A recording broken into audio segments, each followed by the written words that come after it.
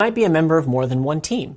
You'll have the ability to create and store boards in these different teams. There are handy sections like Start and Recents to help you find boards fast. We also have projects. Boards can be added to projects for easy locating and sharing. In your own accounts, click this tile to create a new board. Nothing like a fresh canvas in the morning. What will you do with your first board? I need to host a retro and gather feedback after our last sprint. I'm hoping to use the board to organize a new project and kickoff with the team. Excellent. These all sound great. Jen, you might want to add some stickies on the board to... Oh, I see your screen now and... Whoa, looks like you're a step ahead. Yes, Matt. I whipped up the board last night right after I finished writing my novel and after baking 4 dozen muffins. Isn't it all beautiful? It is. Want to do a quick show and tell? Yes, would you like the recipe?